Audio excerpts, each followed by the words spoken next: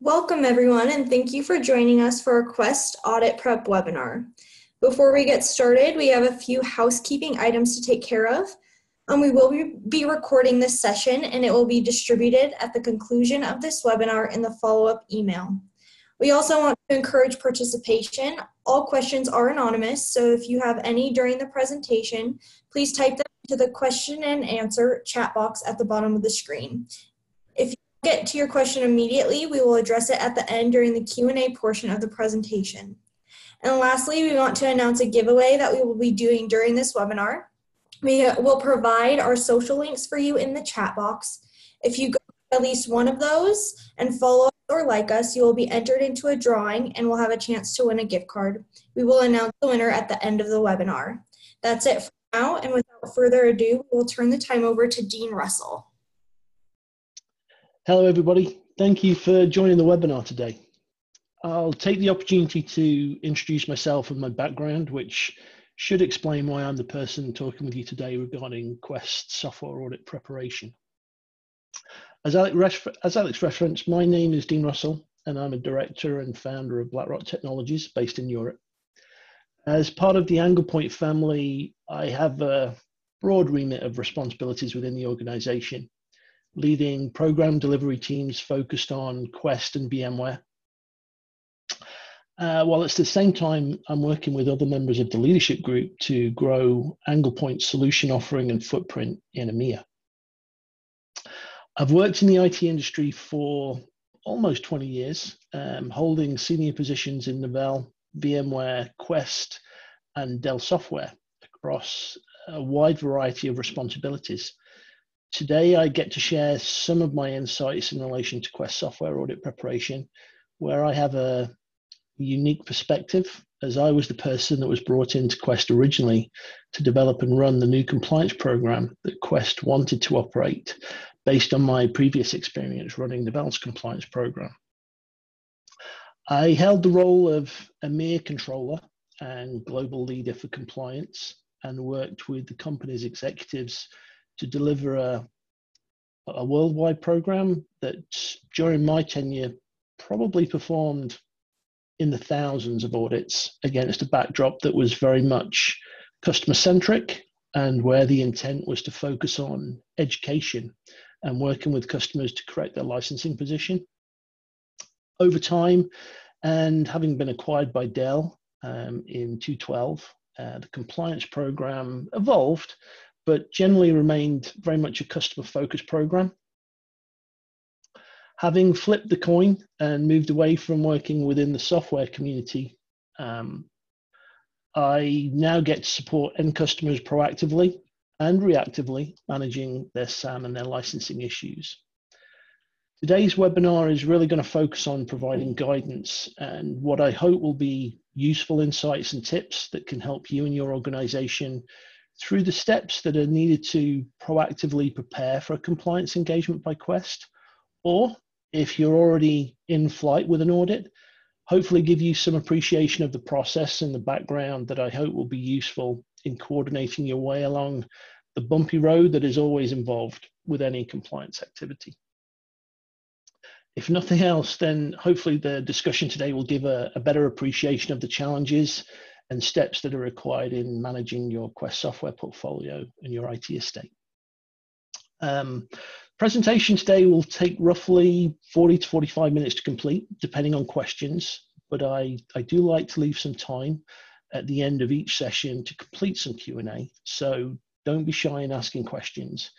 You can send in your questions over the chat box, or you can ask me to deep dive during the session, and Alex and I will try and coordinate those requests as much as possible. So, who are Anglepoint? At the heart of our business, we're a global team of professionals delivering expertise and support to a huge number of organizations, whether they are Fortune 500 companies or SMB enterprises looking to maximize the value from their software portfolio. Our teams are made up of leading SAM industry experts, ex-Big Four audit firms, SAM and compliance auditors, or like me, former leadership from the software publisher's own compliance and audit programs. This breadth of knowledge and subject matter expertise gives Anglepoint a unique position in the market, as we possess that industry-leading capability across all of the major software publishers and have deep sectorial and program knowledge that helps our clients stay 1 to 5 steps ahead of the competition and the software publishers. Whilst our team's predominant focus is on software asset management, license management and security, as the sort of slide suggests, our practices also extend into SAM tooling and configuration and SAM managed service solutions, which are very much tailored to the needs of our customers and clients. Anglepoint hold all of the major SAM certifications, as well as some pretty unique standalone certifications, which really just goes to demonstrate the standards of commitment to excellence that has been developed over the last decade or more. Anglepoint is recognized as an innovator and sponsor within the global ITAM and SAM community, and has long been at the forefront of developing thought leadership through its efforts with the International Association of IT Asset Managers, and also the International Business Software Managers Association, amongst others, and is probably most clearly demonstrated by our CEO, who's Ron Brill, and he chairs the global ISO boards for SAM standards and has really had a significant impact on this particular segment of the market. I'm going to finish my introductions of Anglepoints on that note, but if anyone is interested in learning more, then just reach out to Alex or myself, and we'd be happy to share any additional information you're looking for. So during today's session, I'm going to walk you through why Quest perform audits, give you insights into some of the steps that are involved with the audit and some of the common challenges and issues that are found, and what you as individuals or interested parties should be doing to preparing or controlling that audit project. As I mentioned earlier, we want to have some Q&A so we can make the presentation more pertinent to your particular concerns or interests. So please don't be shy and ask questions as we go along, and hopefully we can make the material relevant for everyone. So, why publishers really are performing compliance audits? In terms of the bottom line, Quest perform audits because they can, and probably more importantly, because they need to in order to drive revenue. Whether you're new to this issue or an old hand, understanding a publisher's approach to compliance is an important piece of the jigsaw. Over time, publishers' compliance audit programs have become mainstream and a very much a critical line of business that drives both significant revenue sums, but also allows for a very unique form of communication and interaction with that publisher's customer base. Over time, contract terms have changed significantly. Technical advances have pushed forward with a myriad of ways that end customers now consume licenses, so that today, software publishers generating billions of dollars from compliance programs. So fundamentally, it all boils down to these technology companies wanting to keep their eye firmly fixed on revenues today, whilst maintaining the customer portfolio and revenues for tomorrow. In terms of Quest, and like I say, this slide sort of highlights 3 sort of what I consider the pertinent points. But in terms of Quest, their modus operandi is pretty clear for everyone to understand, is defined in point 1, revenue generation. Dell sold off its software division in late 2016 as Dell migrated its sole focus into the merger with EMC. Quest and its subsidiary businesses were sold to a US venture capital company for a large multi-billion-dollar figure. And as with any investment by a VC firm, they want to recoup their money quickly and to earn a sizable profit before they make any decision as whether they offload or IPO the company. In order to achieve these goals, the VC company brought in an executive team. And most of this team was made up of ex-Attachmate leadership, who they knew from previous experience in working with them, and who have and had a strong compliance reputation.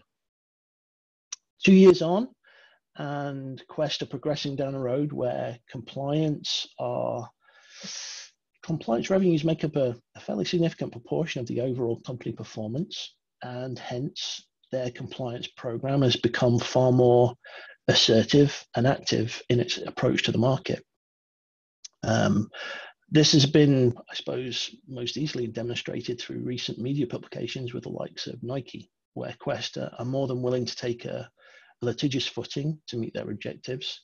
That was not always the case historically, but is certainly now a key element in Quest's approach to compliance today.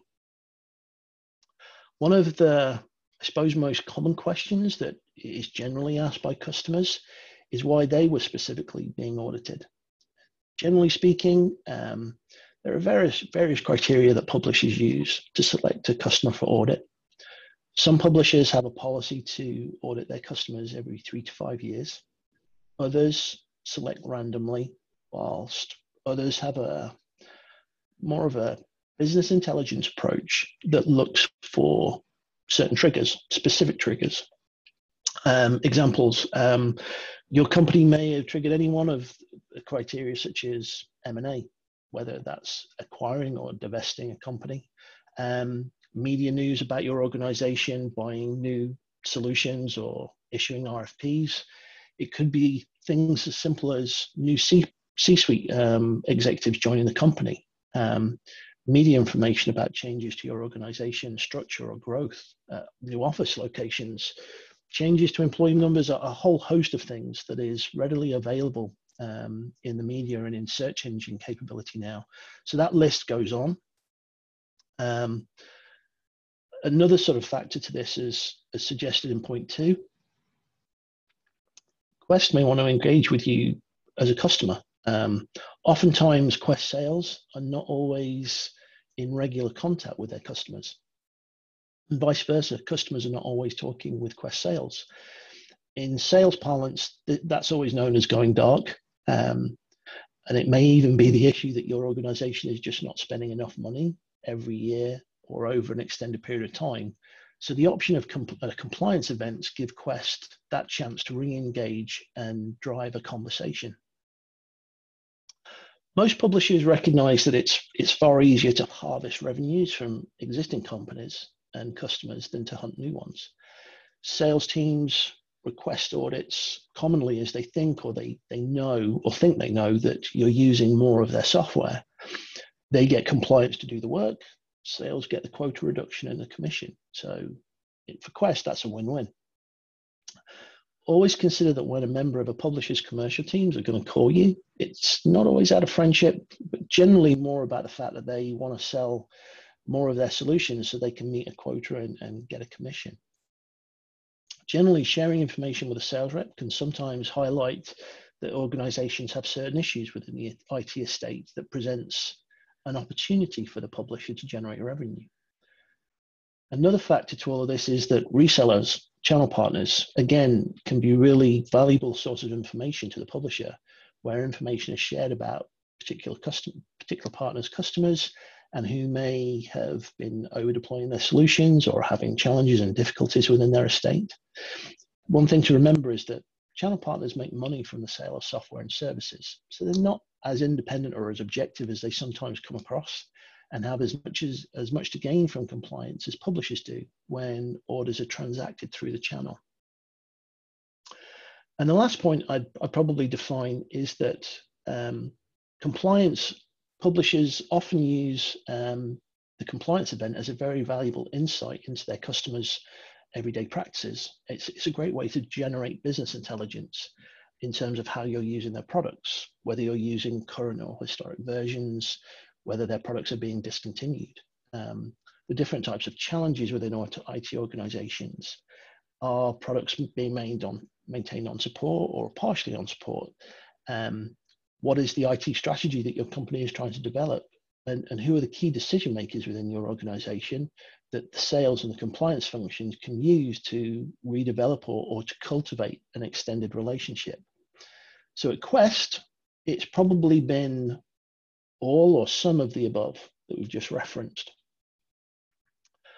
The other thing on this slide that I sort of wanted to highlight and sort of use as a sort of reference point, because I think it's important, is to offer everybody on the webinar an insight into just a small selection of the compliance verification terms that Quest have used in the last few years. The top version, which is this section up here in the top right, is a sample of their current 2018-2019 clause. The middle compliance verification is a standard clause that was used in 2016, and the lower verification clause is only slightly older.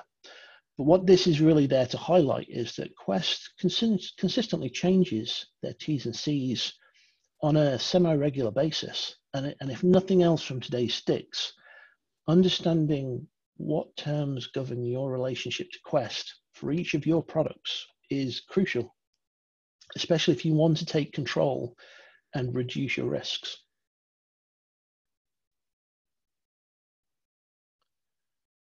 So moving into the next slide, how to prepare for a Quest audit. I suppose I should say, as we work through the next series of slides, chances are that I'm going to repeat myself a little, so I'm going to apologize for that up front.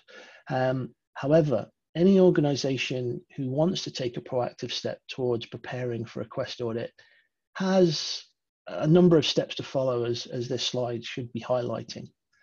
The first and probably one of the key issues is understanding your obligations and your contractual responsibilities.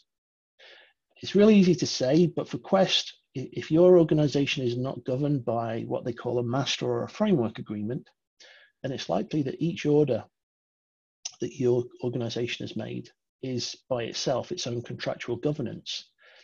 Again, remembering what I've referenced before, Quest changes their T's and C's periodically. So each order should be considered against the particular EULA terms for the given year when the software was purchased. When you're renewing or buying products, as the second sort of segment states, you should be considering how you're going to work with your Quest sales representative or renewal representative in terms of negotiating the terms that are specific with your needs and your expertise in mind. There are a number of clauses within the Quest contract that represent a level of compliance risk to your business. And when you have an opportunity, when you're transacting a material deal or not, negotiating those transaction terms and conditions and trying to have the language amended in your favor is always a preferable option. Not always possible, but it's definitely something that should be in the discussions as you sort of have them with the sales and the renewals team within Quest. Remember, any transaction of material value gives you the leverage to negotiate a position that ideally will be in your favor and not always in Quest's. The third segment is really having, and like I say, sometimes this is difficult to do, but having publisher expertise. Your IT team know the systems and the tools inside out, but they're not always going to be the solution to an audit. Ensuring your SAM teams or your specialists in this particular area are empowered and have a good subject matter expertise is a critical factor. And if you don't have people that understand and know Quest, then talk to experts that do, such as Anglepoint. Remember, Quest is normally, how would I say it? It's normally a lower priority publisher in the fact that most organizations are not completing regular reviews and maintaining that current knowledge of products and contracts and issues. And if you're not doing that, then audits generally tend to have more of a negative outcome for you. The fourth segment on the slide is really around historical data, which is a key factor because a lot of organizations have been utilizing Quest for a fairly sizable length of time. And it's just because of the way Quest works. one thing to recognize is that Quest generally won't necessarily offer you anything proactively, and their systems are not foolproof. If you think about Quest, it itself has created and completed a lot of acquisitions in its history, and those systems and archives are as fallible as anybody else's. Making sure your repository is current and has that historic material necessary, and that your teams are versed around those terms, is going to pay dividends in the long run. Number 5, performing regular reviews really speaks for itself. Regular reviews are an important process step, because by taking that proactive stance, you get to have the opportunity to avoid a lot of issues and a lot of problems from evolving, not only from compliance risks, but also just to ensure that you have good security, good optimization, and good governance of a software portfolio, whether you know it well or not. Remember, Quest software historically has been a target for crack piracy sites, which represents a serious risk to your security if those types of installs have found their way into your environment. And they have been consistently impacted by bad user habits, where user installs consistently challenge and create issues for the SAM team. And they also represent potential security issues. And the final issue is that with Quest software, it always leaves a footprint that is often very hard or difficult to remove. And obviously, some of those ghost footprints can generally lead to issues of consumption if not monitored and controlled closely. Last but not least, people.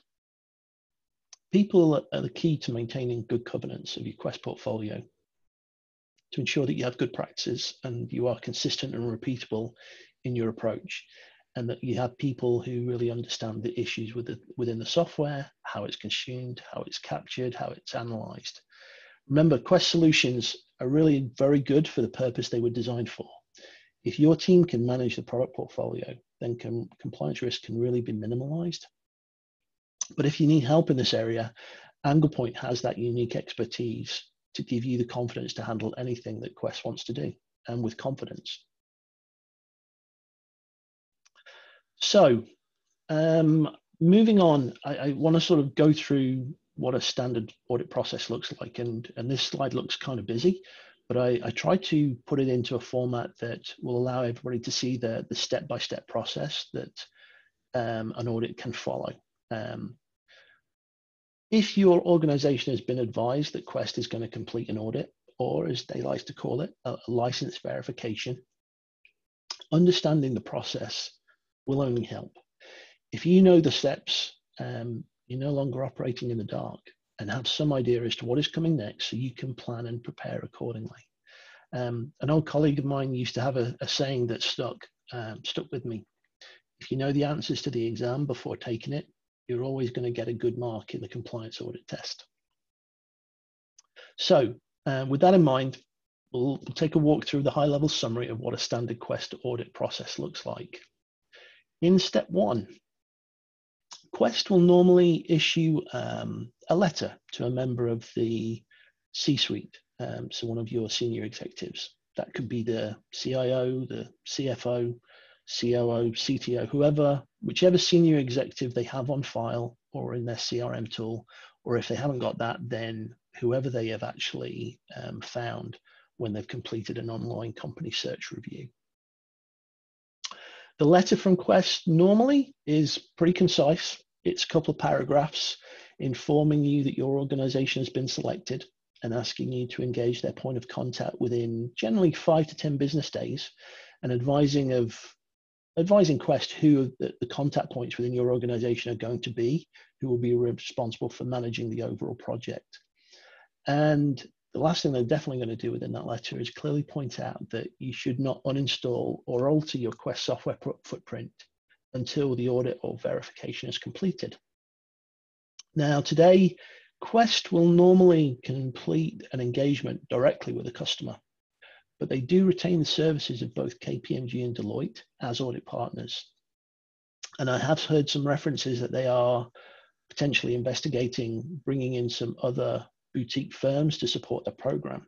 So in certain cases, an audit firm may be given responsibility to work with you on the audit project.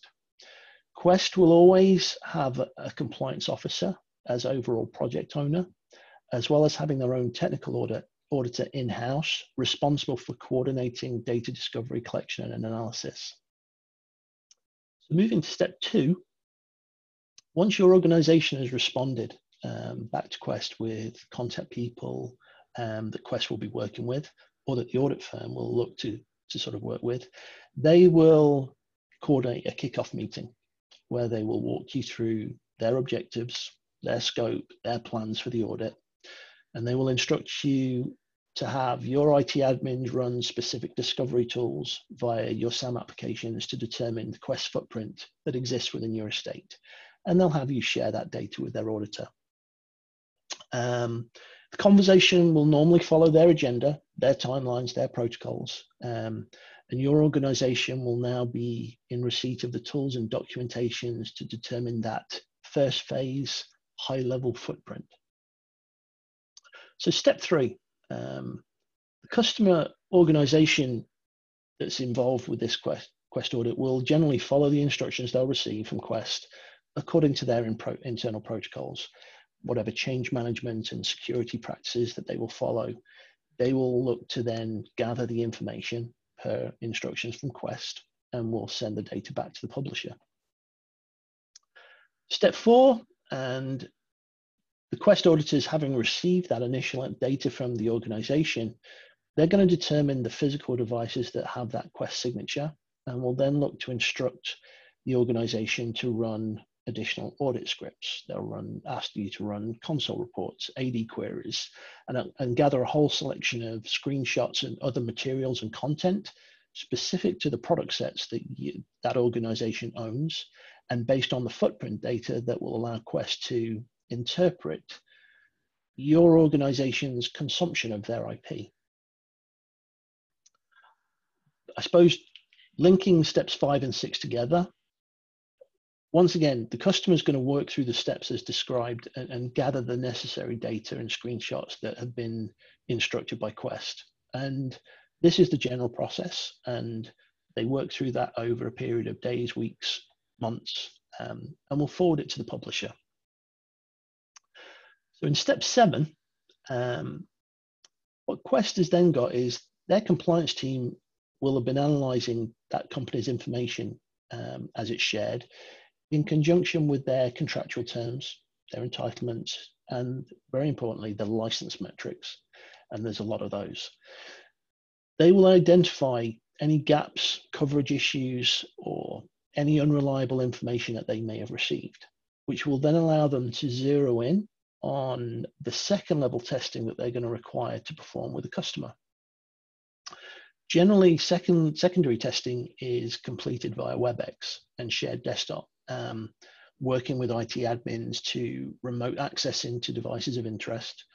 They'll be looking to run corroborating searches and looking to obtain clarifying materials and screenshots that they need to verify the accuracy and completeness of the data that has been shared.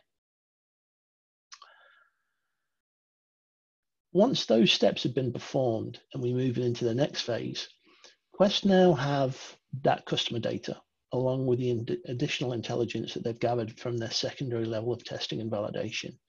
And they're now going to complete that assessment based on their interpretation and their assumptions of the data. And Quest at that point will start to develop and finalize a draft audit report for sharing with the customer, which moves us very nicely into step 9. Quest will eventually share their draft audit report. And again, that could take weeks or however long it takes for them to get it back around to working with your particular organization. And really what that audit report will do is look to reflect their determinations of what software licenses are being consumed alongside some of their comparative entitlements, highlighting the compliance discrepancies that are present within the estate. That, of course, is going to present with a financial number. And within the report, they're going to offer to do a summary walkthrough with your project team to explain that approach. If you consider I suppose how Quest will look at this, their coverage percentage that they sort of look to sort of evolve from these conversations is going to be in that sort of anywhere between 60 and 80% sort of region. But again, it could be more specific depending on information that they find. But generally, it is something that if they have gaps within their data, they will actually extrapolate or allocate based on assumptions and material information that they've received. Having said that, they will, of course, look to complete that walkthrough with the project team, explain their approach, and at that point, the customer is going to be offered a short period of time to understand exactly what this report means. That short period of time could be a week, it could be two. It very much depends on the compliance officer that you are going to be working with from Quest and the audit firm itself, if they are involved. The audit report itself can be a little bit overwhelming, trying to understand where certain summary figures have been pulled from, as the report is normally split in an Excel form across multiple tabs. And that raises some challenges for certain customers who may not have that subject matter expertise to validate what information they're being shared. It can be very time consuming, reconciling that data back and qualifying the accuracy and the intent of the report. Once you've got past that stage, the key reality, again, depending on the compliance officer, is you could be under pressure to discuss the terms and to close out the project quickly. Or the flip side, you could have a compliance officer that could be incommunicado for an extended period of time. And I've heard and experienced situations where some customers have had Quest fail to communicate for weeks and in some cases months during compliance events. And that can basically be put down to the fact that some of these Quest auditors could be running as many as 100+ projects at a time. And essentially the approach to me appears that your organization will just need to fit into Quest's schedule accordingly. However, for the sake of the webinar, let's focus on the fact that the customer and Quest discuss the results and agree on how to resolve issues that are present. I am seeing some questions coming in, and a couple of them are, I think what we'll try and do is we'll try and cover some of those off at the end of the session, just to sort of give everybody an understanding on specifics. However, for the sake of the webinar, let's just say that Quest and customer have discussed the results and agree on how they're going to resolve the issues that are present. Settlements will normally include license gap correction, associated renewal charges, as well as any applicable reinstatement fees, co-terming of maintenance, and any punitive penalty elements that Quest are looking to enforce from their contract, which can be interesting to say the least. In terms of the sort of final couple of steps, once you've reached a consensus with Quest, the Quest compliance team will really work with sales to generate and issue a quote to the customer, which would include any supporting terms and conditions, and customer, upon receipt of the quote, will organize a PO that will be issued to Quest, whether that's direct or whether that goes through the channel. But then Quest is going to close the audit and move on to their next audit project, and it's very simple, straightforward, and it doesn't always involve a closeout or resolution statement or letter unless requested. So this is a really simple sort of view of a Quest audit, but it gives you the ability to understand the step-by-step elements that Quest will go through in terms of their engagement with a particular customer organization. And in my experience, in order to really manage that Quest audit process, customers need to have the right expertise and recognize the challenges and pitfalls that come with a Quest audit, which hopefully is a good segue into the next slide.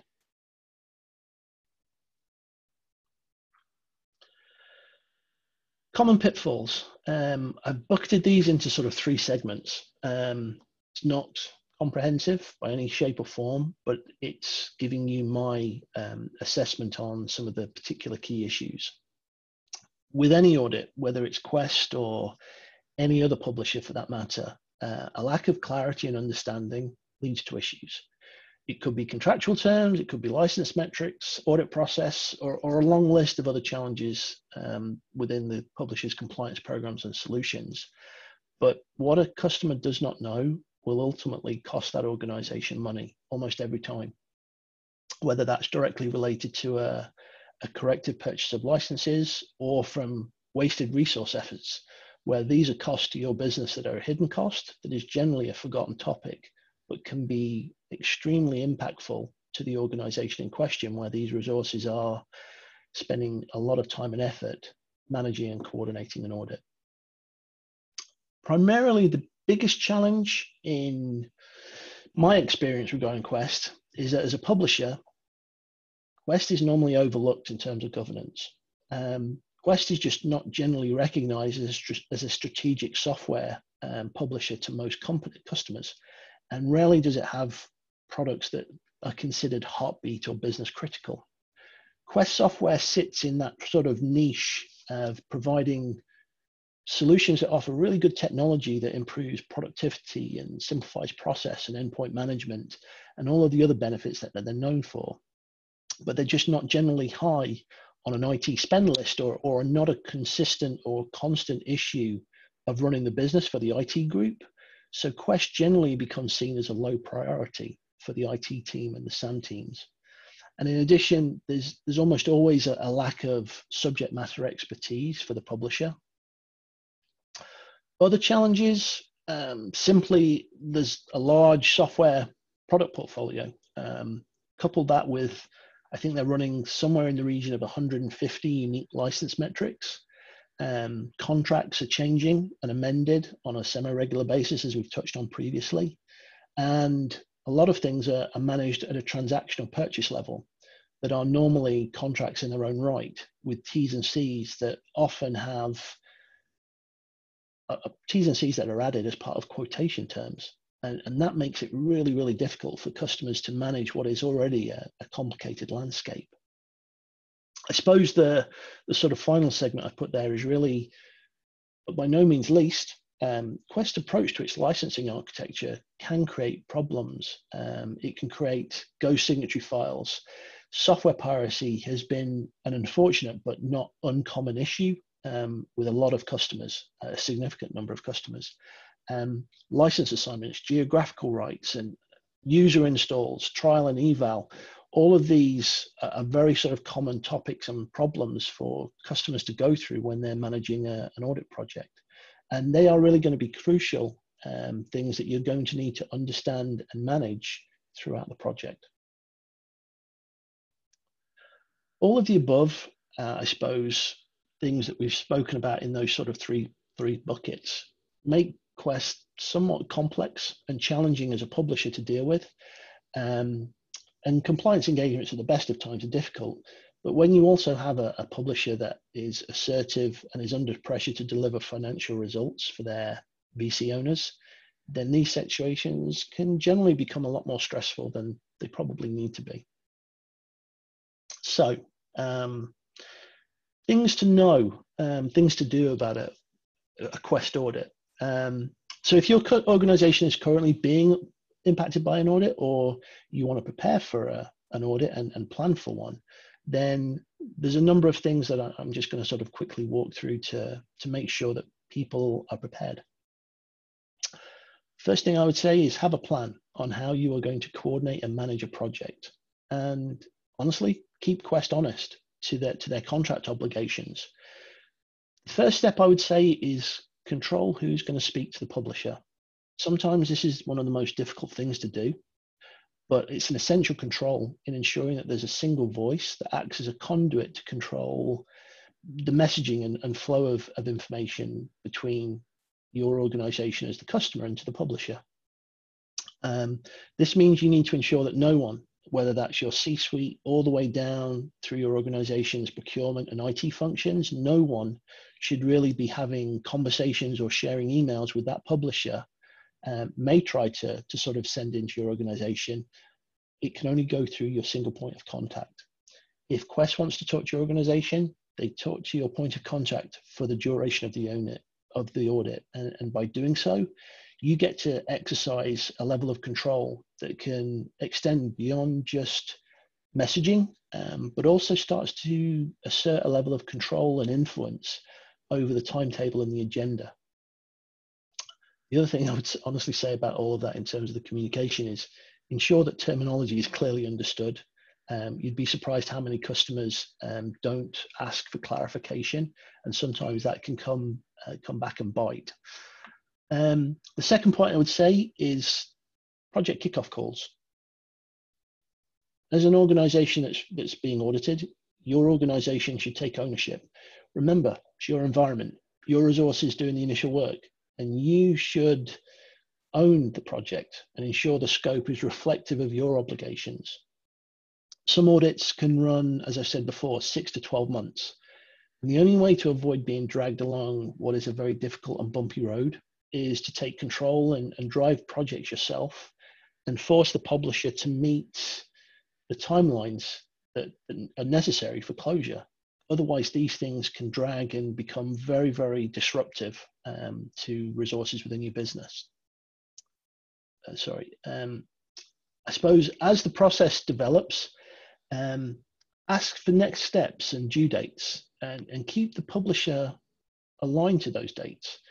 If compliance officer or their auditors miss deadlines or responses are not provided in a timely manner, let them know that you'll consider closing the audit and going back to your day job unless project plans are maintained. They have a responsibility to this process as much as you, the customer, does. And ensure that you follow up consistently to keep the publisher on their toes and meeting those project responsibilities. When it comes to audit tools, if your contract does not obligate you to use the publisher's tools, my recommendation is don't. In many cases, your security teams and data protection officers will want to ensure that any information that's garnered and shared with the publisher does not exceed the boundaries or create risks for your business. And that's a critical component. Second element I would say is utilize your internal reporting and capabilities if you can to meet the publisher's audit demands. Many cases you have reports. I see some people referencing about capabilities from their SAM tools, whether it's Flexera or Snow. A lot of these tools do have capabilities that can deliver elements of what Quest will be looking for. Doesn't necessarily always provide full information. Things like license keys, etc., are not necessarily part of a standard SAM tools capabilities for extracting and provision. But again, there are ways and means to actually get this done without utilizing the publisher's tools. If you do decide to use the tools the publisher provides, making sure they're vetted and pushed through your change management protocols will allow you time to assess the scope of what that tool is trying to do and to make sure that it's not going after unnecessary information and exposing your business to sharing information that you don't want the publisher to have. Now, I suppose the other element is when it comes to collecting data, always ask for clarification of what constitutes a license deployment, what constitutes consumption and usage. And that should be done very early in the process. Having the publisher be transparent from the beginning of the process in order to ensure that there are no false assumptions or misunderstandings is a really important step, because if that happens later on in the process, after data is shared, it can often be too late and it can create some very difficult issues to overcome and address. And one thing compliance audits need less is conflict. I suppose ideally, a customer should always know how licenses are bought, utilized and measured. The one thing I can honestly say here is if you don't, then chances are you're going to need help to understand and review and validate the information so there are no surprises. As I said before throughout the presentation, surprises are likely to result in a compliance bill, and in some cases, a very large compliance bill. When you collate information for the publisher, your team should be reviewing and assessing the content for accuracy, completeness, confirmation that it's representative of what you need to provide. if there's any doubt or your teams don't fully understand those data sets, your team should be investigating that information as a priority and shouldn't share it until you can do so with full confidence and with full and complete understanding.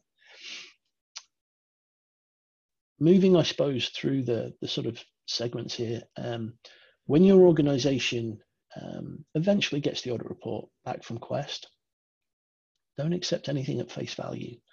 Validate the quality and the accuracy of the report. There are many ways that the data can be misrepresented. Don't assume that their reports are going to be accurate. Have consumption interpretations been made in their favor, or are there issues that are just not in accordance to the T's and C's and license metrics? All of these are things that you're going to have to factor in. It's not uncommon that assumptions can be represented that are probably not, or should I say, may not be factually accurate and may have been interpreted in the publisher's favor. And that is something definitely to push back on and argue. Reflect on the fact that, again, this is your process and your project as much as it is theirs. And if you're not comfortable or happy with these things, then you have to actually make sure that that is articulated, noted, and negotiated as part of any sort of final arrangements. And the last word on that, I suppose, is never really agree to any findings or commentary, either verbally or written. Last couple of points on this. Your organization should always have a strategy for managing an audit with a publisher, and that includes the settlement. And when dealing with settlement issues, you should always conduct your negotiation position accordingly to your strengths, whether that's timeline specific, financial, or whatever the factors or the parameters are. Always actually prepare and strategize for how you want to close the audit based on your positions of strength. And when you communicate with Quest, make sure that all of the communications and conversations of all meetings are clearly captured and are clearly documented. And share those back with the publisher and confirm to them that you'll consider them as factual and accepted. If the publisher hasn't responded within a given period of time, whether that's 24 or 48 hours, that's really for you to decide. So I suppose I'm sort of running through and I'm conscious of time. How can AnglePoint help? So AnglePoint already work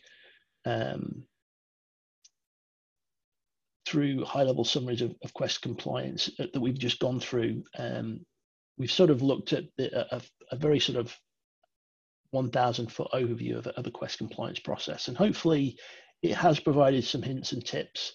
It has identified where some of the pitfalls and the risks are, and I hope that some of the information has been beneficial, and provide you some ideas on how to work with Quest and how to manage Quest in these situations.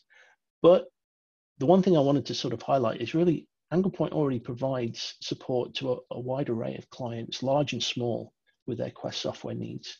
And these organizations have generally recognized the challenges and brought in the right subject matter expertise to help manage their software, whether that's supporting an audit project, helping the client through a renewal cost analysis, or even working with them to strategize on their contract negotiations and long-term plans.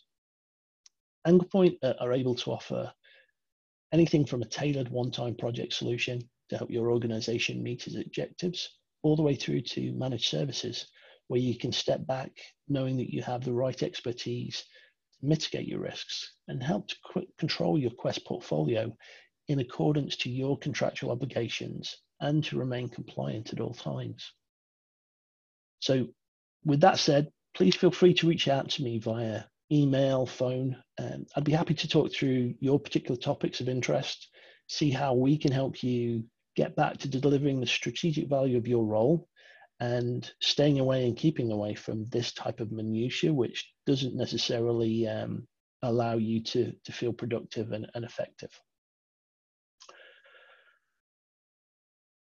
In terms of up and coming events, you'll see that AnglePoint is out in the marketplace very consistently. We're at events, we're online, we're providing webinars such as these. We send out lots of blogs to help your software with your software licensing. So one of the things I would just say is look out for some following activities and events from the Anglepoint team. There's an IBM subcapacity webinar that's coming up in the middle of March on the 14th. And I know the team are hard at work sort of preparing a Salesforce webinar, and there'll be some more communication and information to share on that over the next couple of weeks. One of the initiatives that Anglepoint have strongly sort of pursued, and we're expanding our training teams accordingly, is that Anglepoint offer a wider range of SAM and licensing training. And whether that's for accreditation or general upskilling across a wide variety of areas. As you can see here, we do enterprise systems, boot camps, professional development. Excuse me. We provide a broad array of support necessary for companies to continue evolving and growing and becoming more dynamically aware for SAM.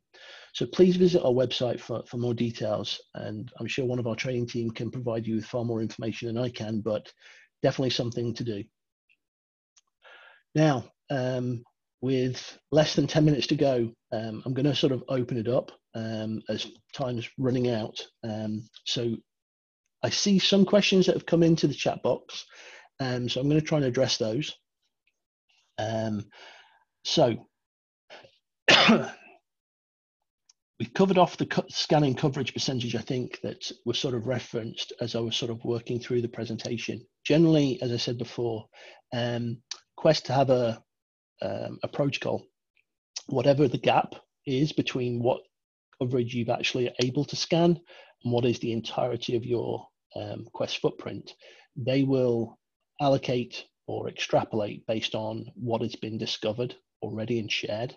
Now that can generally be somewhat punitive.